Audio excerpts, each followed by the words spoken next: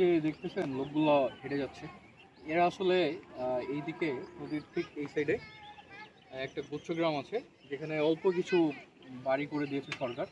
তারা সেই জায়গায় থাকে। আর ঠিক আমার সামনে এদিকে এই মিনি স্টেডিয়ামের এদিকে, হ্যাঁ, এই জায়গাও ঠিক আরও কয়েকটা সরকারি বাড়ি রয়েছে, যেগুলোকে গুচ্ছগ্রাম বলা হয়। সেখানেও কিছু মানুষ রয়েছে। আবার একদম ওই দিকে প্রায় আরও 2 কিলোমিটার পরে প্রায় ইকো পার্কের সেখানে মানে আরও কয়েকটা গুচ্ছগ্রাম রয়েছে।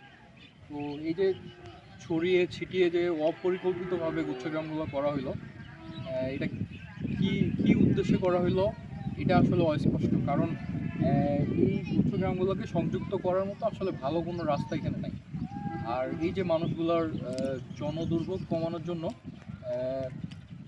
আসলে কোনো ব্যবস্থা এটা আসলে সরকার নিচ্ছে কি না সেটাও ভাবার বিষয়। কারণ যাতায়াত করার মতো আসলে এখানে কোনোই সুব্যবস্থা নেই, কোনো রাস্তা নেই।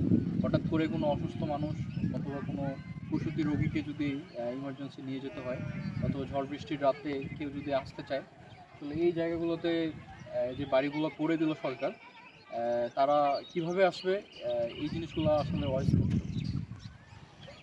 আমি কর্তৃপক্ষের কাছে বিনীত অনুরোধ জানাচ্ছি যে আসলে এই অপরিকল্পিতভাবে এই গুচ্ছগ্রামটা না রেখে যদি তাদেরকে এক জায়গায় রাখা যেত এবং তাদের যাতায়াতের একটা সুন্দর ব্যবস্থা করে দেওয়া হতো। যেমন এই যে রাস্তাটা রয়েছে, যেটা অনেক ভাঙ্গা এবং সেটা দিয়ে স্বাভাবিকভাবে যাতায়াত করা যায় না, সেই রাস্তাটা যদি ঠিকঠাক করা যেত, তাহলে একদিকে যেমন আমাদের এখানে মিনি স্টেডিয়ামটা চলাচলের উপযোগী হতো, অন্যদিকে এই গুচ্ছগ্রামের সাধারণ যে মানুষরা রয়েছে তাদের জীবনের দুর্ভোগ আসলে অনেকটা কমে যেত।